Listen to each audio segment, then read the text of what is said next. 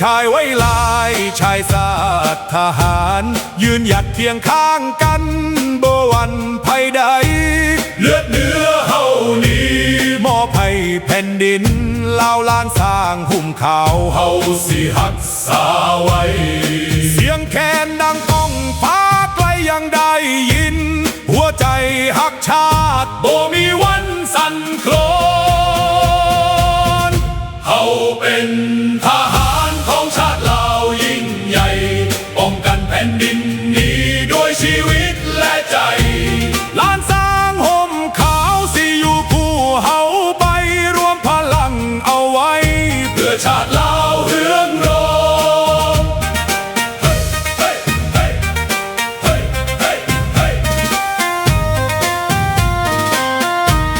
ยามศึกมาไกล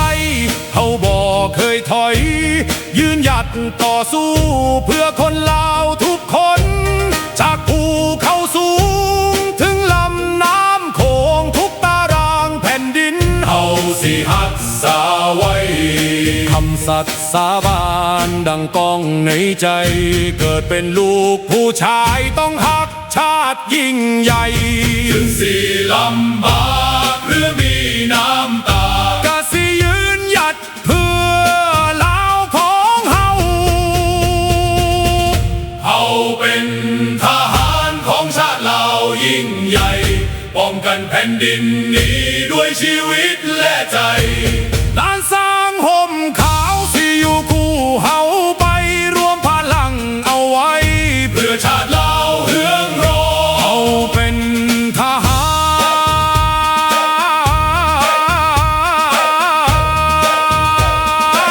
รของชาติลาวยิ่งใหญ่ป้องกันแผ่นดินนี้ด้วยชีวิตและใจ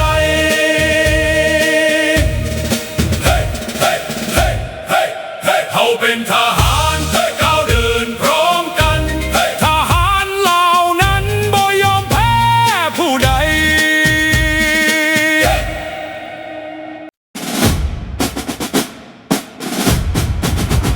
ศาสตร์เราตั้งแต่เดินมาขึ้นชื่อลือชาอยู่ในอาเซียนศาสตร์เราผูกพันไมตรีหวังสามัคคีหักห้องกันหักศาสตร์หักประเทศเขาหักเจ้าปกเกตเกษาหักศาสตร์หักศาสตร์สมาแต่บุหารมาหักษาดินแดน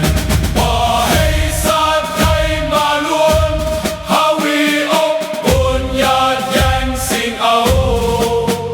ให้คืนเข้ามาลู่วุ่นวายสู้จนตัวตายต้านทานศัตรูสวยเสพสู้เลือดเนื้อเสียเผาฟื้นฟูผู้เฮาบรรเทาทุกข์กันหักศาสตร์หักศาสนาแต่บ่หารมาหักษาดินแดน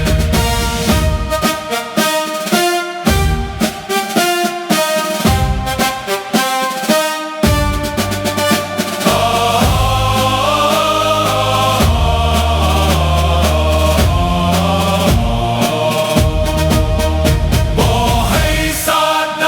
มาล้วนฮาวีลบกวนญาติแย่งสิ่งเอาให้คืนเข้ามาลู่วุ่นวายสู้จนตัวตายต้านทานศัตรูสวยเสพสู้เลือดเนื้อเสียเผาฟื้นฟูผู้เอาบรรเทาทุกข์กันสวยเสพสู้เลือดเนื้อเสียเผา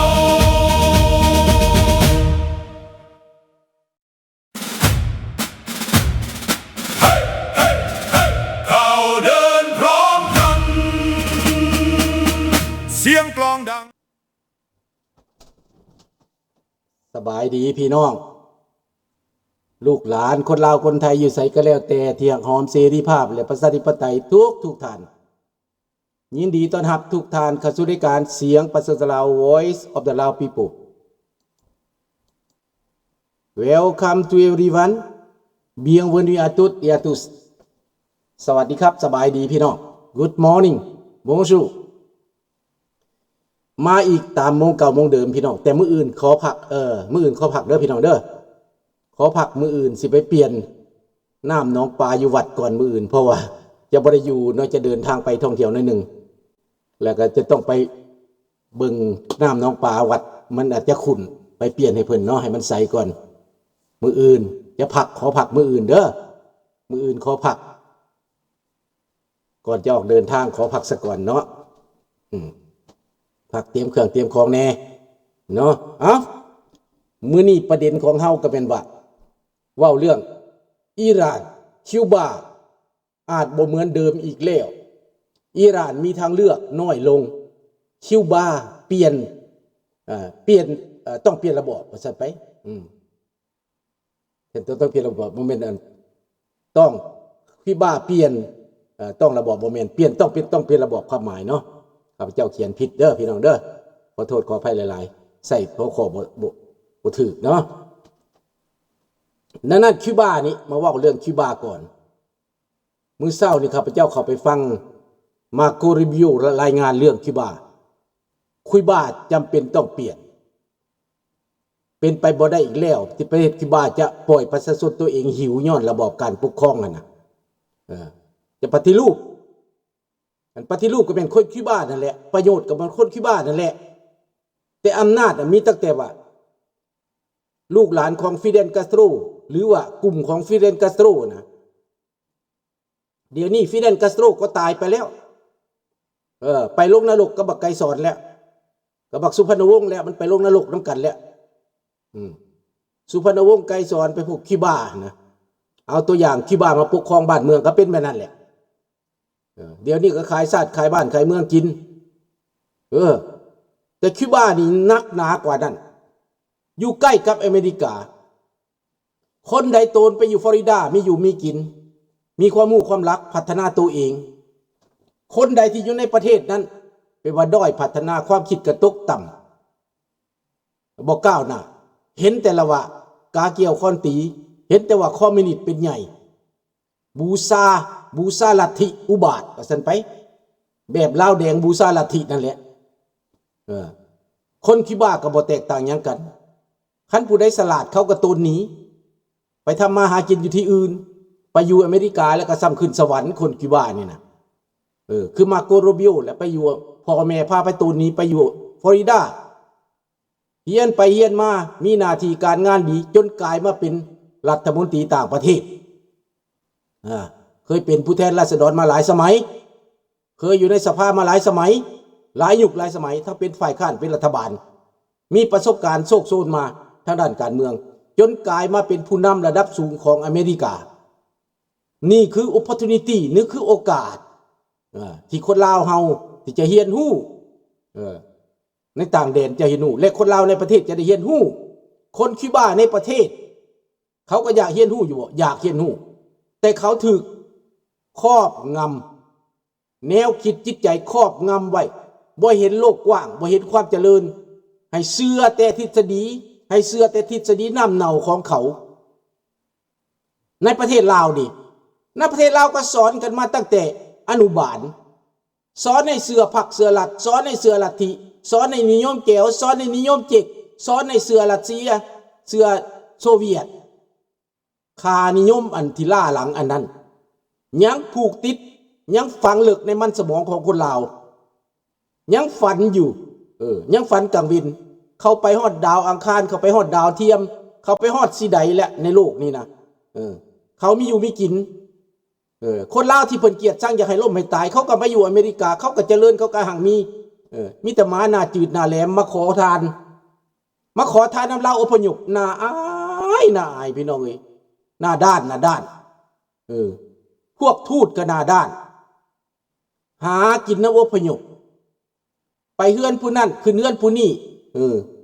เป็นหมาหลายเจ้ากินข้าวหลายเฮือนพี่น้องสบายดี JX หากินอพยพที่ตัวเองเกลียดชังนั่นแหละ เพราะว่าคนอพยพในต่างประเทศนี่เขามีอยู่มีกินเขามีการมีงานอย่างน้อยเขาก็มีเวียกเหตุงานทำอย่างน้อยรัฐบาลประเทศอเมริกาประเทศแคนาดาประเทศอื่นๆในโลกนี้เขาก็ต้อนรับดีเขาให้โอกาสเขาให้โอกาสได้ทำได้เรียนได้ศึกษาได้พัฒนาดังนั้นคนในต่างประเทศเขาจึงมีโอกาสในการดำรงชีวิตในการอยู่กินดีอายุยืน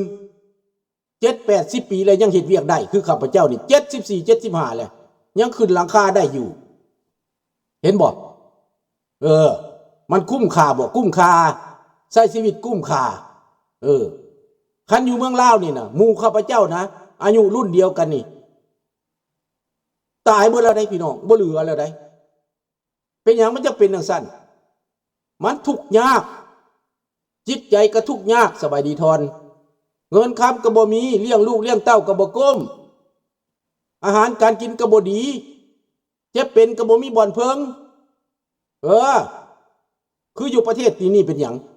เจ้าบ่ตายบ่ก็ตายคือกันแต่ว่าการดูแลเบิ่งแยงมันดีตายก็กุ้มค่าพอเขาไปนอนห้องหมอเขาก็ได้รับการหลับต้อนได้รับการดูแลเบิ่งแยงสวัสดิการเขาดีแขวเขาก็มีปัวไปหาหมอกับปัวฟรีอยู่บ้านอยู่แคนาดานี่นะดังนั้นมันสะดวกในข้อนี้สบายดีอามิโกเนาะดังนั้นพี่น้องให้คิดเบิ่งว่าความแตกต่างความแตกต่างมันเป็นแนวใดตึกป่ากินในนองก็มีความสุขเด้อกินเฮ็ดปวกเพื่อลุงเนี่ยลุงอยากเฮ็ดปวกคือฮอดเฮ็ดปวกยามนี่นะเห็นเขาเจ้าปลูกเฮ็ดปวกอยากได้เสื้อเฮ็ดปวกมาปลูกอยู่ว่ามันสิเกิดมาอยู่แคนาดานี่ไปบาทนี่สิซื้อเฮ็ดปวกมาซื้อเสื้อเฮ็ดปวกมาปลูกเฮ็ดปวกที่เขาใส่เป็นแคปซูลนั่นน่ะแล้วเราเอาน้ำยาโห้ยใส่น่ะที่ซื้อตัวนั้นแหละมาเอามาปลูกลองเบิ่งมาปลูกอยู่ในดินแคนาดามันสิเกิดบ่มันมันต้องเกิดเดือน7เดือน8นี่จังปลูกมันสิได้กินแท้กะว่าเดือน6เดือน7แล้วเฮาเอาลงดินเดือน8เดือน9ยามมันนี่มันต้องเกิดข้าพเจ้าว่าเพราะข้าพเจ้าไปเบิ่งออตตาวามันมีเห็ดอันหนึ่งเกิดดอกคือคล้ายกับเห็ดปวกดอกคล้ายๆกันแต่ว่ามันรสชาติมันบ่คือกันเท่านั้นซื่อๆถ้าหากว่ารสหากมันมีกลิ่นคิ้วๆนิดหนึ่งเพราะมันเกิดในต้นสะแป้งคันแม่นมันเกิดอยู่ปวกบ้านเฮามันสิหอมเห็ดปวกบ้านเฮามันหอมเด้เนาะข้าพเจ้าตอนยังน้อยนี่มีจุดพิเศษอันหนึ่งเข้าไปในป่านี่ถ้าว่ามีเห็ดปวกเกิดนี่ข้าพเจ้าติดกินโลดข้าพเจ้าไปซอกหาได้โลดมันมีกลิ่นเห็ดปวกหอมๆเด้ข้าพเจ้าบอกตุ๊ไม่ตู้โลดว่าไม่ตู้เห็ดปวกเกิดแล้วนี่ค่อยถือกินแล้วนี่นะเราว่าแม่นบ่ไปโพนเฮาเคยเก็บพุ่นน่ะไปก็เห็นอีหลีเนาะอันนี้แหละเพราะว่ามันมีความสิ้นเคยเนาะอยู่บ้านเฮาน่ะมาเข้าประเด็นบัดนี้พี่น้องนั้นในคิวบานี้คิวบานี่หมายความว่าอยู่แบบนี้ทุกข์ยากคนตัวเองหมายความว่าต้องตกระกรรมลำบากประเทศแทนที่จะพัฒนาไปเทคโนโลยีไปการศึกษาสูงมีอยู่มีกินดีอยู่ดีกลับกลายเป็นว่าเป็นปรปักษ์กับประเทศที่เขาเจริญคนซื่อๆนะแต่คนคิวบาตนไปอยู่อเมริกาเป็นหยังอเมริกาคือดูแลเบิ่งแย่งดีแท้แล้วถามว่าคนคิวบาในประเทศคิวบาเป็นหยังจะบ่เบิ่งแย่งดีบางคนคิดว่าโอ้ยก็ย้อนอเมริกาแล้วบ่ให้ความสะดวกแล้วประเทศลาวเจ้าเดซันอเมริกาก็ให้ความสะดวกให้การช่วยเหลืออยู่50 ปีผ่านมาแล้วเป็นหยังเจ้าจังถูกจังจนเป็นหยังจังขายเบิดวัตถุดิบเป็นหยังจังความคิดต่ำตื้นแท้ๆเว้าหยังก็บ่เชื่อเว้าหยังก็บ่เข้าใจคันผู้ใดเว้าเรื่องเล่าเป็นจังซั่นจังซี่เพิ่นก็ว่าดูถูกประเทศ